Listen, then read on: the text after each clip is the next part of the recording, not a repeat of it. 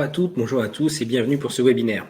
Après 2 années exceptionnelles sur les marchés financiers américains, nous allons nous poser donc la question lors de ce webinaire, est-ce encore le bon moment pour investir aux États-Unis? Afin de décrypter le marché américain et pour nous projeter sur 2025, je suis accompagné aujourd'hui de Stéphane Ventron, directeur distribution et assurance chez Natixis IM. Bonjour Stéphane. Bonjour Maxime. Donc pour la 2e année consécutive, les marchés américains ont enregistré des performances exceptionnelles, supérieures à 20%, tandis que les marchés européens peinent à dépasser les 10% cette année et que le CAC 40 se retrouve en retrait.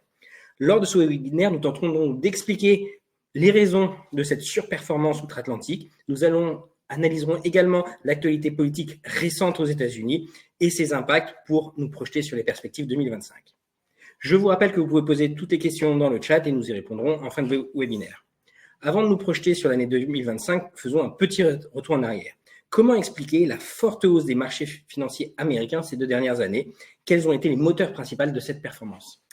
Eh bien, je pense, Maxime, que c'est rassurant d'ailleurs, c'est d'abord le reflet d'une activité économique qui s'est redressée. N'oublions pas que on est quand même dans un univers post-Covid et on peut analyser la situation qu'à l'aune de ce qui s'est passé il y a maintenant 5 ans et en fait revenir sur cette période qui a suivi, qui s'est accompagnée de dépenses budgétaires extrêmement fortes de la part de l'ensemble des gouvernements à travers la planète, États-Unis en tête, et qui en fait est passé par de la normalisation de la croissance et aussi, le corollaire, ça a été la normalisation de la politique monétaire qui s'en est suivie, cette remontée de taux qu'on a connue et qui a provoqué les à-coups de 2022. Et donc en fait, on a suivi derrière, on suivi 2 exercices de très très bonne qualité, mais n'oublions pas quand même que pour partie, il a fallu effacer 2022 qui a été une conjonction de phénomènes techniques mais qui n'était pas le reflet non plus d'une activité délétère. C'est-à-dire que pendant ce temps-là, on avait des entreprises, et notamment des entreprises de croissance aux États-Unis,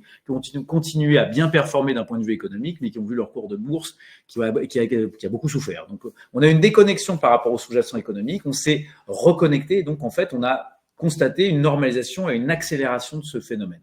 Après, vous évoquiez à juste titre la divergence de performance entre les États-Unis et l'Europe, et là, on va la retrouver essentiellement due, là aussi, en fait, à une divergence de trajectoire économique, malheureusement pour nous autres Européens, dans la mesure où on a eu une surperformance très marquée des États-Unis sur cette période 23-24, qui a plutôt tendance à s'accélérer. C'est-à-dire qu'il y a 2 éléments qui sont très importants sur les marchés financiers. Il y a le niveau absolu de la croissance, et sur lesquels on a un écart de croissance en termes de PIB qui est l'ordre du simple au double. Alors même si on est sur des chiffres qui sont faibles, mais on a des écarts qui sont assez colossaux entre les 2 zones. Mais surtout, on a eu un momentum, c'est-à-dire une trajectoire qui a été très différente, avec plutôt une tendance à dégrader la perspective et dégrader le profil de croissance en Europe, là où il s'est maintenu et même renforcé, et notamment tout au long de l'année 2024, où en fait la performance économique n'a été qu'en ligne et en fait a été encore plus vite dans certains cas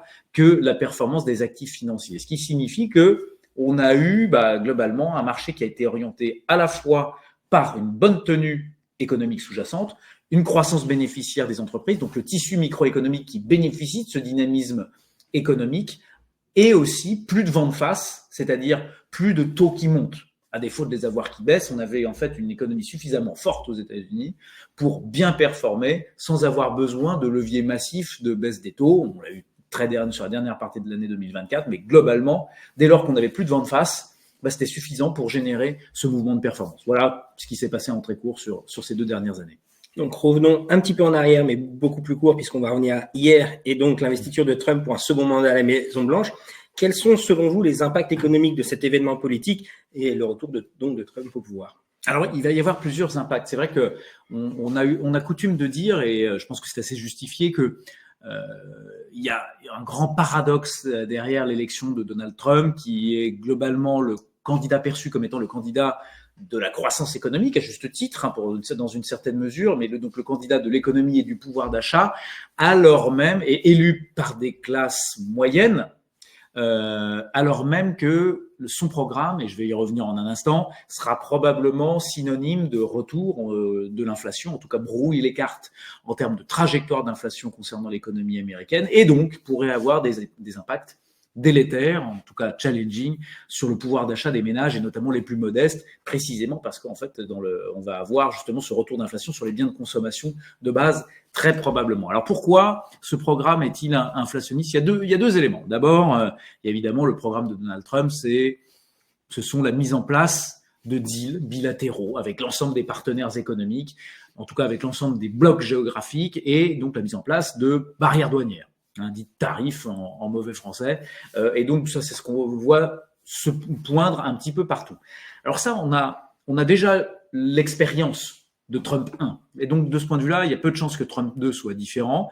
C'est-à-dire oui, il y a une possibilité non négligeable que ces barrières soient mises en place, y compris d'ailleurs avec des partenaires occidentaux, l'Europe en tête. En revanche, ça a un impact très modérément inflationniste, parce que la réalité, c'est que ça a un effet d'éviction et que c'est plutôt efficace dans une certaine mesure, avec une certaine tendance à consommer des biens domestiques, ou alors un ajustement par les prix de la part des fournisseurs, et donc ça se traduit par peu d'inflation en réel sur le prix des biens et des services globalement sur les paniers des consommateurs aux États-Unis. Donc ça, c'est pas le premier impact, même si bien sûr, pour nous Européens, ça va avoir un impact économique majeur, puisqu'on a quand même, je vous le rappelle, 25% globalement de la production industrielle européenne qui est exportée vers les États-Unis. Mais en revanche, pour les États-Unis, un impact modérément inflationniste. Ce qui est vraiment inflationniste, c'est le programme de reconduite à la frontière et donc de réduction de la masse salariale par l'expulsion de travailleurs clandestins. Et ça, pour le coup, ça a un impact considérable potentiellement sur la trajectoire d'inflation. Pourquoi ? Parce qu'on a aux États-Unis une économie qui tourne au quasi plein emploi. D'ailleurs, on voit que les dernières statistiques en la matière, en termes de création d'emplois, sont plutôt au-dessus des attentes. On a une économie qui continue à créer des emplois, sur lesquels on est sur un chômage frictionnel, mais sur lequel, si on enlève, selon les hypothèses, là c'est toujours difficile parce qu'il n'y a jamais un seul chiffre avec Donald Trump, 1 à 8 millions de travailleurs, eh bien les impacts peuvent être extrêmement inflationnistes pour les années à venir, en provoquant des tensions sur le coût de la masse salariale. Donc des augmentations nécessaires du prix des salaires, donc du coût de cette masse salariale, pour trouver des salariés, et par conséquent, on crée une spirale d'inflationniste, on crée ce fameux deuxième tour d'inflation par l'augmentation des salaires. Et donc ça, c'est sans doute un des impacts économiques majeurs du programme de Donald Trump, sans doute aussi ce qu'il pourrait essayer de mettre en place à plus court terme, précisément parce que ce sont les impacts les plus visibles et qu'il faut qu'il choisisse, il ne va pas pouvoir mettre en place toutes ces mesures immédiatement. Le volet fiscal et de réduction de l'équivalent du taux d'impôt sur les sociétés qui est envisagé dans son programme pourrait intervenir dans le cours du mandat, mais sans doute dans un second temps, parce qu'il y a quand même des problématiques de financement, il n'est pas tout seul, il y a des conseils, et il y a des problématiques de déficit aux États-Unis également, donc il est plus probable qu'il commence par le volet immigration et que le volet fiscalité des entreprises intervienne plus tard, d'autant qu'il n'y a pas besoin de stimuler la croissance, elle est déjà présente aux États-Unis. Donc revenons sur Trump et plutôt sa personnalité qui peut surprendre de temps en temps. Pensez-vous que ces initiatives peuvent créer une période d'incertitude pour les investisseurs ou au contraire apporter des opportunités ? Les deux, mon cher Maxime, en règle générale, et les deux étant intimement liés dans la mesure où on est assez convaincu que Donald Trump a justement une ligne directrice qui est de rester le plus imprévisible possible. C'est sa ligne qui lui permet d'obtenir des négociations qui ont été, si on regarde le premier mandat, plutôt gagnantes pour les États-Unis. En tout état de cause, quand on voit la trajectoire et l'inflexion de la croissance économique chinoise par rapport à la croissance économique américaine sur les dernières années, ça a plutôt été un pari gagnant. Donc, c'est vrai que on a le sentiment que Trump 1, ça a été plutôt « j'aboie plus fort que je ne mords ». Le problème étant que cette stratégie commence à être connue. Donc, il y a un risque de surenchère et d'aller de plus en plus loin pour obtenir des deals gagnants. Ce qui est certain et ce qui est difficile à lire pour les analystes politiques, c'est qu'il n'y a pas de position de principe ni de position dogmatique dans l'agenda politique de Donald Trump. Il n'y a que des deals gagnants ou perdants pour les États-Unis à l'aune de sa grille de lecture. Et donc, on va sans doute avoir des annonces très fortes, comme on en a déjà eu avant même son investiture, et des annonces qui peuvent faire peur au marché, dans certains cas. On voit bien que Donald Trump est très attentif à la réaction des marchés.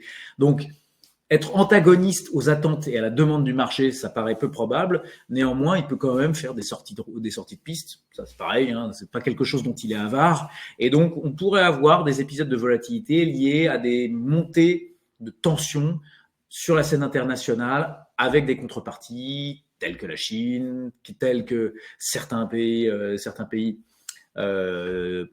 proches du Golfe ou autres, sur des fonds de tension de production de matières premières. Et donc, on pourrait avoir ces affrontements qui reprennent. Et donc, de ce point de vue-là, des épisodes de vol, des baisses ponctuelles du marché. Et pour répondre au deuxième volet de votre question qui est lié aux opportunités, on a plutôt tendance à penser que si c'est le cas, ce sont plutôt des moments et des opportunités d'investissement dans la mesure où ces baisses de marché seront plus liées à du bruit politique et donc à des tensions à extrêmement court terme plutôt qu'à des chocs structurels. Et donc, de ce point de vue-là, ça permettrait d'acheter les mêmes sous-jacents avec les mêmes fondamentaux sur des prix un peu plus décotés. Donc, ça serait plutôt une bonne nouvelle pour l'investisseur. Mais comme souvent, comme traditionnellement, c'est toujours difficile de prendre cette décision puisqu'il faut être contrariant au moment où on fait l'investissement. Donc, malgré tout, Trump prend l'économie américaine dans une bonne situation. Tout à fait. Pensez-vous que cette dynamique peut continuer à se maintenir ou commençons-nous à voir des d'essoufflement de l'économie américaine? Force est de constater que pour le moment, non, l'économie américaine tient bon, et plutôt même très bon. C'est-à-dire qu'on voit bien que justement, et c'est tout le sujet quand on parle de l'inflation, c'est que dès lors qu'on a une déviation du cycle de manière positive, eh bien, ça va se traduire tout de suite en inflation précisément parce qu'on a une économie qui est déjà relativement sous tension avec des taux d'utilisation des capacités de production qui sont assez élevés, avec justement un emploi qui est très élevé. Donc c'est vrai que on voit bien que l'économie américaine continue à bien tourner en termes de trajectoire d'investissement dans l'économie américaine. Les données sont plutôt très bonnes. Les indicateurs avancés restent plutôt très positifs. Toutes les enquêtes d'opinion liées, les enquêtes de directeurs d'achat, les enquêtes liées à la trajectoire sur les stocks, on ressort toujours en territoire positif, malgré des effets de base extrêmement élevés déjà, mais on continue à voir justement cette croissance qui se tient bien. Et quelque part, le meilleur baromètre de cette santé, c'est la croissance attendue sur les entreprises du S&P 500. Pour mémoire, c'est plus de 14% pour l'année 2025, c'est-à-dire environ le double, un peu plus du double de ce qui est attendu sur l'Eurostoxx 50. Donc, on voit cette trajectoire de croissance qui reste très présente dans les attentes des investisseurs, qui se traduit dans les comptes des entreprises, et en fait, cette économie américaine qui continue à tourner. Le sujet, c'est est-ce qu'on va vraiment avoir cette suralimentation par de la baisse de la fiscalité ou pas. Et après, la question corollaire qui interviendra peut-être dans un temps 2, si on doit se poser toutes les questions justement, mais on y reviendra, je crois, c'est plutôt lié à la trajectoire de la dette américaine, où effectivement on a un déficit important, un stock de dette qui est important aux États-Unis, et donc la nécessité d'adresser cette problématique si les taux restent élevés. Puisque si on va avec des taux qui restent élevés et un stock de dette qui augmente, vous avez mécaniquement une charge de la dette qui devient le premier poste de très loin de l'économie américaine, et donc on a un sujet de gestion, non pas nécessairement du stock de dette, mais de la dépense budgétaire liée au service de l'intérêt, au service de la dette. Et donc là, on pourra avoir des sujets antagonistes et donc potentiellement des tensions sur les thématiques liées à la dette ou aux entreprises les plus cycliques de ce point de vue-là. Mais c'est plutôt peut-être sans doute un sujet de deuxième partie d'année, puisque là, on voit bien que l'économie démarre tambour battant. Donc l'économie américaine se maintient et semble se maintenir. En tout cas, c'est les prévisions vos prévisions pour les mois à venir. Mais quelles sont vos prévisions sur les marchés, sur l'évolution des marchés sur cette année 2025 ? On reste plutôt positif sur les marchés américains, bien évidemment, puisque je pense que c'est un sujet qu'on va aborder, mais il y a 2 points de départ qui sont intéressants, qui sont importants à prendre en ligne de compte. C'est bien évidemment la valorisation des marchés, qu'on va traiter après.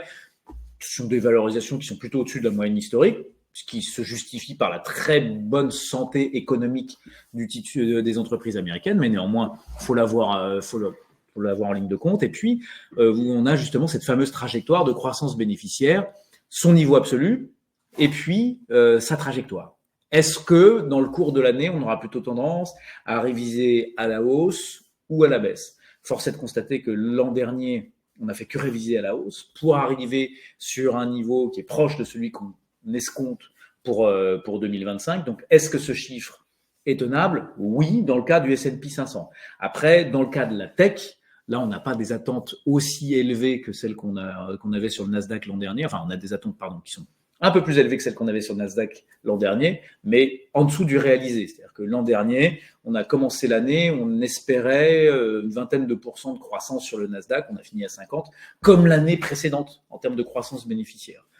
Nous, on estime plutôt aujourd'hui qu'on devrait avoir des attentes raisonnables autour de 25%, ce qui est déjà absolument considérable, mais qui est en ralentissement sur cette partie technologique. Donc, en termes clairs, ça veut dire quoi? Ça veut dire que par rapport aux performances qu'on vient de réaliser, vous l'avez dit en intro, hein, Maxime, 2 années consécutives de performance supérieure à 20%, c'était pas arrivé depuis 1998-99. De triste mémoire. Donc, c'est vrai que ce sont une séquence relativement inédite. Il ne reste pas moins qu'on n'est pas sur les mêmes fondamentaux et les mêmes sous-jacents, et qu'en termes de perspectives, les perspectives sont toujours au rendez-vous. Donc, est-ce qu'il y a de la performance à aller chercher sur les marchés américains? Assurément. Est-ce qu'il faut aller la chercher sur les 12 prochains mois? Pour partie, mais ce qui nous intéresse le plus, c'est 5 ans et plus. C'est ça, hein, c'est bien ça le sujet. Quand on investit en action, je pense que vous serez d'accord avec moi, on se projette à minima sur 5 ans. Et de ce point de vue-là, on a des fondamentaux qui sont suffisamment robustes, et les marchés américains ont démontré dans la durée leur capacité à générer de la performance sur cet horizon-là, et en particulier en partant de ce point de départ. Donc oui, il y a les ingrédients qui sont réunis. Après, est-ce qu'on va faire le même niveau de performance à plus de 20%, encore une fois pour la 3e année consécutive? Difficile de répondre à cette question. Il me semblerait que non, mais est-ce qu'on a besoin de faire 23% de performance pour faire une bonne année boursière? Probablement pas. Donc, si on en croit, on attend une croissance bénéficiaire à 14%, si on fait déjà une performance à 2 chiffres, c'est déjà une très bonne année. D'ailleurs, on en prend déjà pour partie le chemin. Merci. Et vous avez commencé à l'évoquer, le prix du marché américain, la valorisation des entreprises américaines est élevée. Est-ce quand même le bon moment pour rentrer sur les marchés américains? En fait, c'est une excellente question, Maxime, parce que c'est une question, ça fait quelques années que je fais ce métier, et traditionnellement, c'est une question qu'on nous a posée pratiquement tous les ans. Et tous les ans, à l'aune du différentiel de valorisation par rapport au reste du monde développé et par rapport au marché européen, si je vous avais répondu en fonction du différentiel de valorisation, je vous aurais tous les ans répondu « Non, Maxime, c'est compliqué, les marchés américains sont beaucoup plus chers que les autres marchés. » Et j'aurais commis une grossière erreur, parce que les marchés américains ont continué à surperformer année après année, et statistiquement, les marchés américains surperforment à peu près dans 80% des cas. Donc, on a des surperformances chroniques du marché américain, pour de bonnes raisons, hein, parce que d'abord, on a un marché qui est plus profond, mieux arbitré, plus capacitaire, sur lequel on a plus de croissance, on a déjà évoqué le sujet. Et l'autre point qui est très important, c'est que c'est un marché qui est largement autodétenu par ces investisseurs, qui sont structurellement investisseurs en actions. Et donc, on a un biais domestique de la part des investisseurs américains, tout comme nous avons un biais domestique, la différence étant que les Américains sont les premiers investisseurs dans le monde. Donc, ils ont plutôt tendance à détenir des actions américaines, d'abord et avant tout. Donc, ce qui explique aussi la préférence et la surperformance pour les marchés américains. Et en fait, ce qui va beaucoup de plus nous intéresser, c'est la différence de perspective. Et pourquoi les marchés, et se poser la question de pourquoi les marchés américains sont plus chers. Et encore une fois, on en revient à ce différentiel de croissance. Pourquoi les marchés américains sont plus chers? Parce qu'ils offrent structurellement plus de croissance. Et encore une fois, ça sera le cas en 2025. Donc, est-ce qu'on est aujourd'hui dans une conjoncture où ce qui va primer, c'est la valorisation et le prix? Probablement pas encore, puisque en fait, ce sont des configurations relativement rares où il faut que les taux réels, c'est-à-dire les taux nominaux moins l'inflation, augmentent de manière drastique pour qu'on voit des séquences de surperformance du style value. C'est ce qu'on a eu en 2022 et début 2023. Mais on n'est pas dans cette configuration-là, et notamment dans un cadre où justement on estime qu'on peut avoir plus d'inflation. Donc là, c'est pas du tout l'agenda à l'heure actuelle, ou plutôt dans un agenda de baisse des taux ou autre. Donc dans ce contexte, nous, on estime très clairement que ce qui prime, c'est la trajectoire en termes de perspective de croissance, et ce d'autant plus dans un monde où la croissance se raréfie, puisqu'on a plutôt une trajectoire de croissance du monde développé qui est en ralentissement structurel. Donc, quand vous avez des acteurs et des sociétés qui offrent une croissance, un différentiel de croissance important par rapport à la moyenne du marché, vous avez tendance à avoir des primes de croissance qui sont d'autant plus importantes. Et nous, on pense que justement, ces primes de croissance, elles ne sont pas encore complètement reconstituées, elles peuvent continuer à augmenter. Et donc là, on a un différentiel de qualité qui fait que dans les zones actuelles, il nous semble que l'écart de valorisation est justifié entre les deux zones, et justement continue à justifier un investissement aux États-Unis. Merci. Alors, on vient de le voir, les marchés américains, on ne peut pas les exclure d'une allocation. Chez Natixis ICM, vous avez une filiale qui est spécialisée sur les marchés américains, Loomis Sales, et qui est reconnu pour cette expertise. Est-ce que vous pouvez nous en parler un peu plus de cette expertise chez vous? Avec grand plaisir. Alors, Loomis, effectivement, c'est notre principale société de gestion aux États-Unis. C'est près de 400 milliards de dollars sous gestion. Hein. C'est un gros acteur de gestion qui va fêter son centenaire l'an prochain. Donc, c'est vrai qu'on a là aussi, on a de la taille et de l'antériorité avec cette société de gestion qui est basée à Boston. Et en fait, l'approche qui a été développée, alors c'est essentiellement d'ailleurs sur ces 400 milliards, c'est un gérant qui est plutôt orienté sur les marchés obligataires, sur une grosse partie des actifs. Et puis, il y a aussi, bien évidemment, et c'est l'objet du jour, hein, une franchise sur les actions américaines, et là, qui représente à peu près 80 milliards de dollars d'actifs, qui est emmené par une équipe assez resserrée, et qui a une approche que je vais développer avec plaisir, mais qui est plutôt liée justement sur la recherche de valeurs d'entreprise, ce qui offre de la croissance, plus de croissance que la moyenne du marché, de le reconstituer dans des valorisations qui nous semblent raisonnables au regard des perspectives et d'aller identifier en fait justement un écart entre ce que le marché anticipe, soit en termes de croissance et donc du coup en termes de prix. Donc d'aller chercher ce qui nous paraît de l'inefficience, ça peut être parfois sur des titres qui sont perçus comme chers. Ça peut être parfois sur des titres qui sont perçus comme peu chers. Donc ça peut être aujourd'hui une des grandes, on en reviendra dans le détail, mais ça peut être sur des positions comme Nvidia, où il y a des opportunités alors que le titre est cher. Ça peut être sur des titres plus controversés comme Boeing, où le titre l'est beaucoup moins objectivement. Donc l'idée, c'est de construire justement quelque chose, une gestion de conviction basée sur une approche qui est concentrée justement sur ce territoire des valeurs de croissance, puisque comme on se le disait tout à l'heure, j'insiste beaucoup sur ce point, mais c'est vrai que ce qu'on va chercher aux États-Unis, ce n'est pas la décote, c'est justement la perspective, la croissance. Et donc, c'est ce qu'on décline dans le cadre de cette approche où l'idée, c'est d'avoir une équipe qui est solide, qui connaît ce marché domestique, qui connaît son univers d'investissement et qui va aller chercher au sein des grandes valeurs américaines. Hein, l'idée, c'est là pour le coup, c'est pas d'aller chercher des petites pépites. On va vraiment aller que sur des grandes valeurs établies, mais sur lesquelles on va profiter des opportunités quand il y en a, et il y en a, pour justement constituer des positions et générer de la performance dans la durée. Et du coup, quelles solutions vous proposez concrètement aux investisseurs pour profiter de manière efficace du marché américain, tout simplement?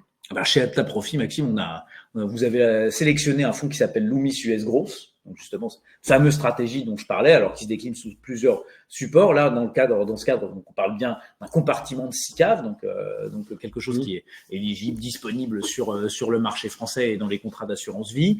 Et donc en fait, cette stratégie, elle investit aujourd'hui sur 35 valeurs. Hein, donc, comme je vous le disais, quelque chose de très concentré. On parle vraiment de gestion de conviction.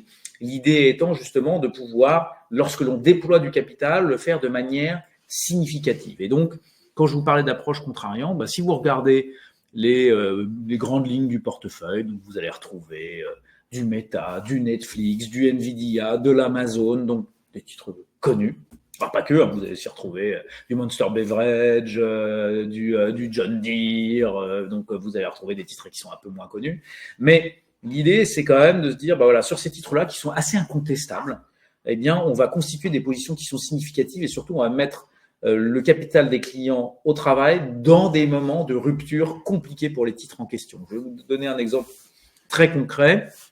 En fait, on a constitué des positions sur un acteur comme Amazon. Amazon, l'introduction a maintenant une vingtaine d'années. Depuis l'intro, Amazon, c'est plus de 100, c'est 1000% de performance, donc ça c'est plutôt pas mal. Sauf que, malgré ce parcours absolument stellaire sur la durée, eh bien, dans la vie d'Amazon, il y a eu une quinzaine d'épisodes où on a eu des baisses supérieures à 20%.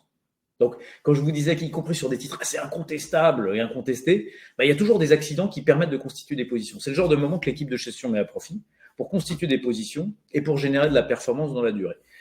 Donc, on a eu, par exemple, sur Meta, je ne sais pas si vous vous souvenez maintenant, ça fait 4 ans de ça, on a eu les fameux programmes d'investissement concernant le métaverse, très controversés, qui représentaient une dizaine de milliards sur le book de Meta. On a détruit 400 milliards de capitalisation sur Meta en l'espace de quelques semaines. C'est typiquement le moment où la position a été constituée par l'équipe de gestion. Idem, si je prends un exemple plus récent, assez controversé, Boeing, sur lequel on a un duopole extrêmement fort, mais sur lequel, justement, il y a de la controverse liée à des problématiques sur le 737, liée à des problématiques sur, justement, des avaries en vol. Eh bien, justement, ce sont des contextes qui sont mis à profit pour constituer des positions.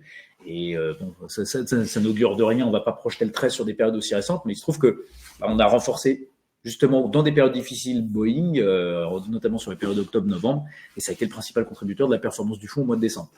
C'est un épiphénomène et peu importe, quelque part, c'est plus pour la vertu de l'exemple, mais l'idée, c'est de se dire que sur des titres incontestables, l'équipe va avoir tendance, et bien connue, tendance à constituer les positions dans des moments difficiles sur le titre. Et donc, après, à un instant T, quand on regarde dans le rétroviseur, plusieurs années plus tard, et qu'on regarde la tête de portefeuille, on va se dire, bah tiens, il n'y a que des valeurs incontournables, mais qui ont été achetées à des moments parfois plus compliqués. Et c'est comme ça que la valeur se crée sur ce fonds. Merci pour tous ces éclairages riches. Nous allons maintenant passer aux questions des auditeurs. Merci. Alors, une première question. Ne faut-il pas privilégier les petites et moyennes entreprises américaines qui ont moins performé?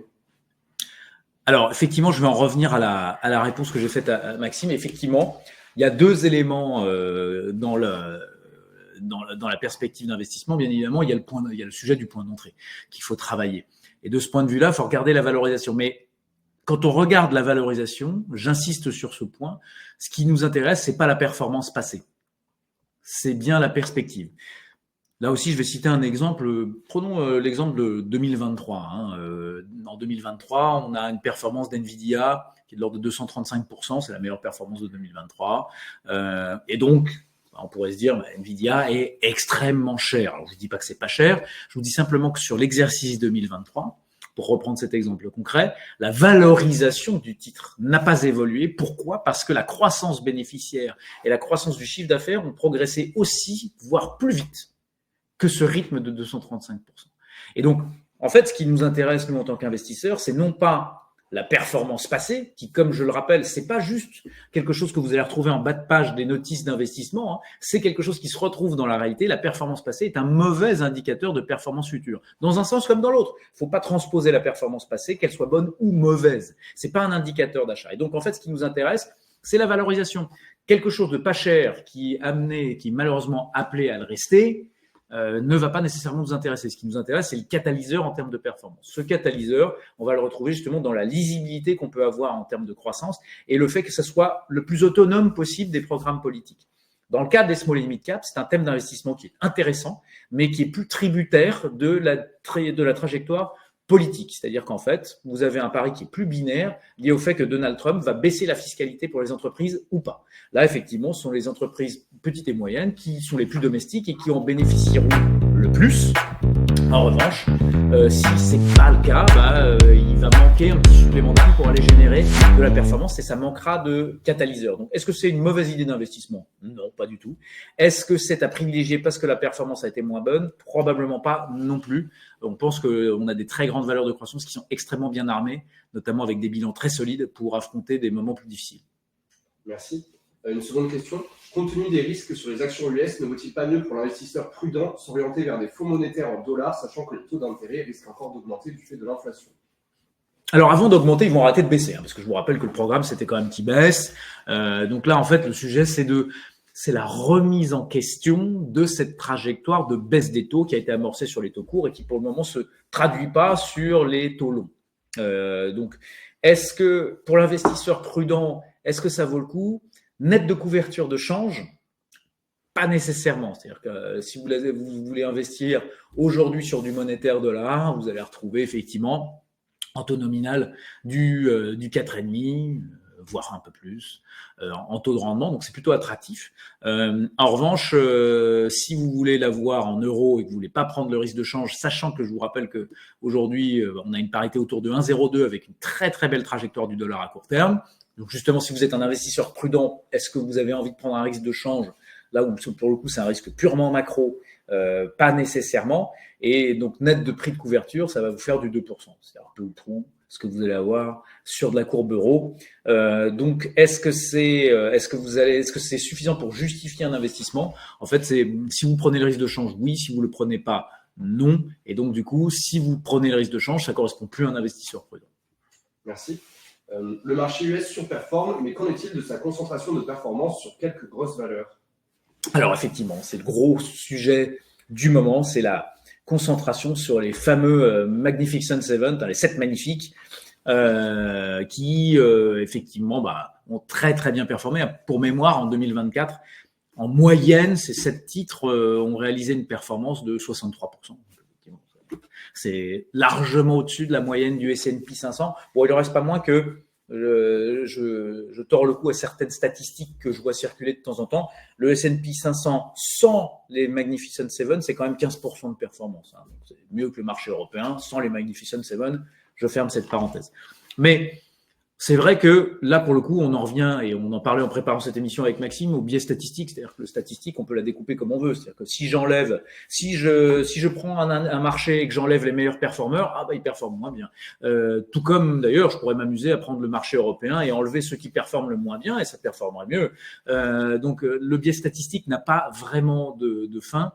Alors, tout ça pour dire que, traditionnellement, on le voit dans toutes les séquences de surperformance, on a toujours des entreprises qui vont emmener la performance et qui vont peser de plus en plus lourd dans les indices. Et donc, ce qui va matérialiser un risque plus important. Aujourd'hui, on est sans doute dans un niveau de concentration assez inouï. Donc, effectivement, c'est un sujet de préoccupation, c'est un sujet d'inquiétude, en tout cas d'observation.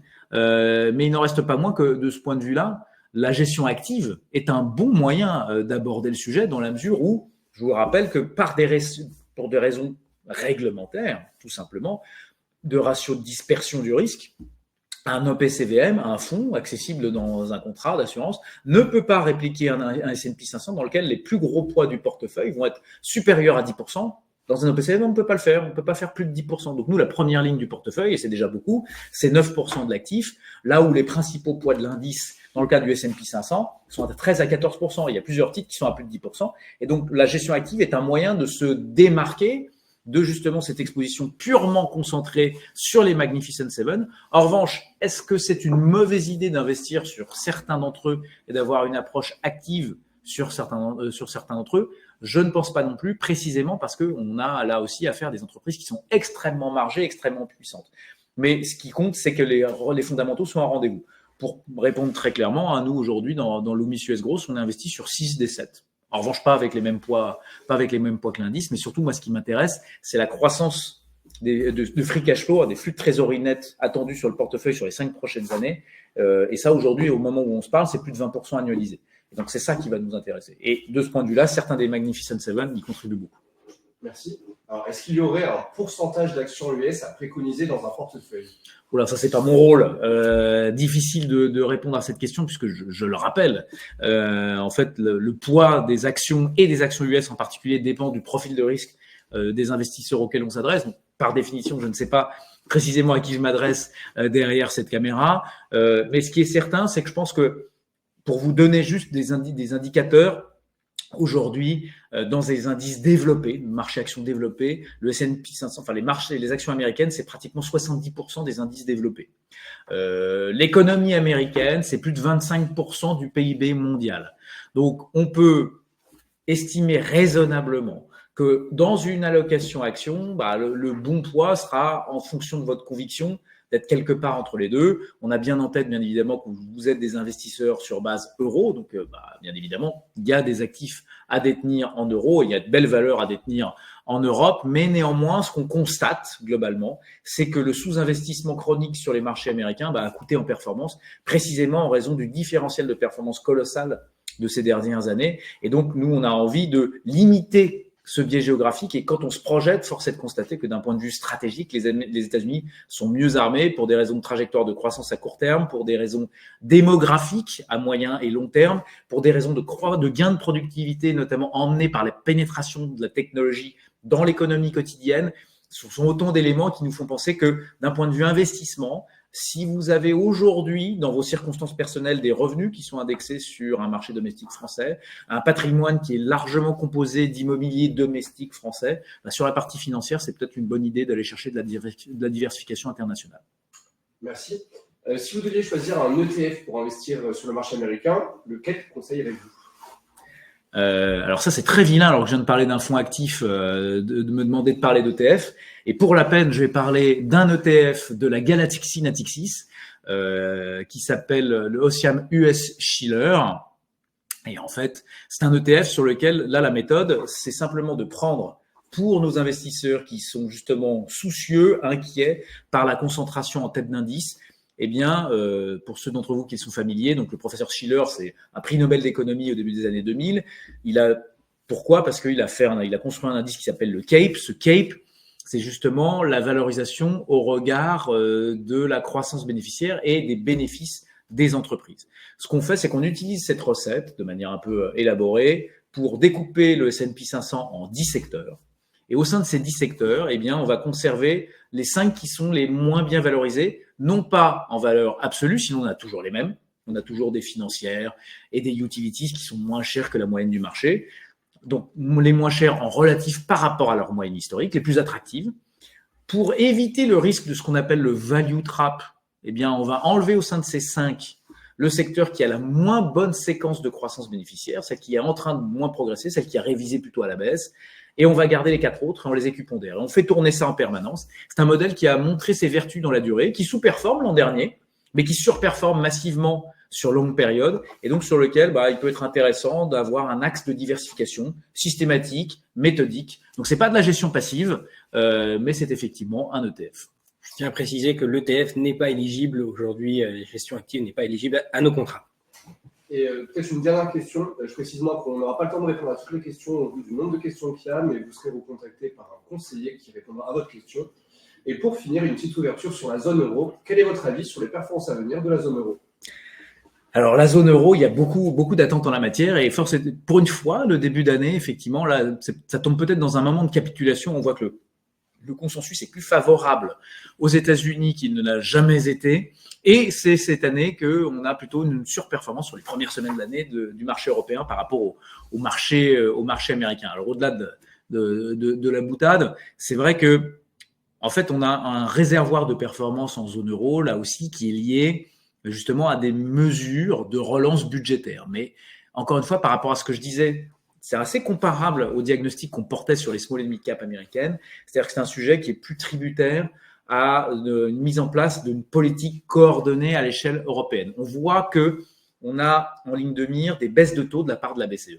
Ça, c'est quelque chose d'assez admis. Néanmoins, la BCE sera limitée dans sa capacité à baisser les taux par la Fed. Si la Fed ne baisse plus les taux, la BCE pourra s'en écarter, mais ne pourra pas avoir une politique diamétralement opposée qui ferait plonger le change. Et si, j'ai pas le temps de m'étendre sur le sujet, mais si on fait plonger le change, on recrée de l'inflation parce que notre facture énergétique, pour faire court, est libellée en dollars.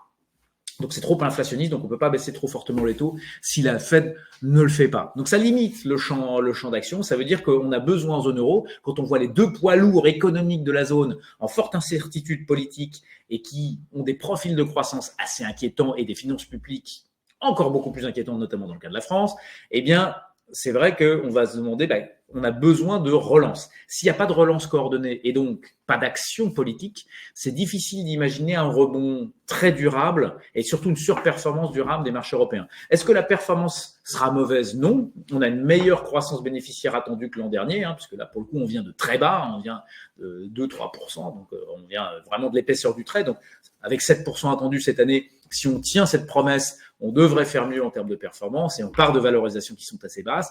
En revanche, attention, ne nous trompons pas de débat, et là je conclurai là-dessus. En termes de valorisation, il faut comparer ce qui est comparable. Et si on compare un S&P 500, non pas un indice européen qui est constitué massivement de bancaires et d'énergie, donc qui baisse la moyenne du prix de la valorisation, mais si on le compare à un indice européen de croissance, à un MSCI grosse, ça se paye le même prix que le S&P 500. Donc la divergence n'est pas vraiment sur le code postal, elle est plus liée à l'activité. Force est de constater qu'on a moins de tech et moins de valeur de croissance sur le marché européen. C'est la raison pour laquelle on préfère les US. C'est pas parce qu'on est américanophile, mais c'est parce que justement, c'est là qu'il y a le tissu le plus enthousiasmant pour investir à l'heure actuelle. Donc, est-ce qu'il faut complètement abandonner la zone euro et les actions en Europe? Non, on peut avoir des bonnes surprises, mais encore une fois, si on veut surperformer les US avec de l'Europe, il faut qu'on ait des programmes coordonnés de relance sur l'année 2025. Je laisserai vos auditeurs juger de la crédibilité. Merci beaucoup. Avant de te laisser conclure, Maxime, est-ce que vous pouvez juste rappeler le nom de votre fonds? Ça s'appelle Loomis US Gross. Et Loomis, ça s'écrit L2OMIS. Merci beaucoup. Donc, merci à tous pour votre question et vos participations. Un grand merci également à notre expert Stéphane Vontron, directeur distribution et assurance chez Natixis CIM. Nous espérons que cet échange a été constructif et que vous avez mieux abordé les marchés américains en 2025 et trouvé des opportunités. Je vous rappelle que ce webinaire sera disponible sur YouTube dès demain.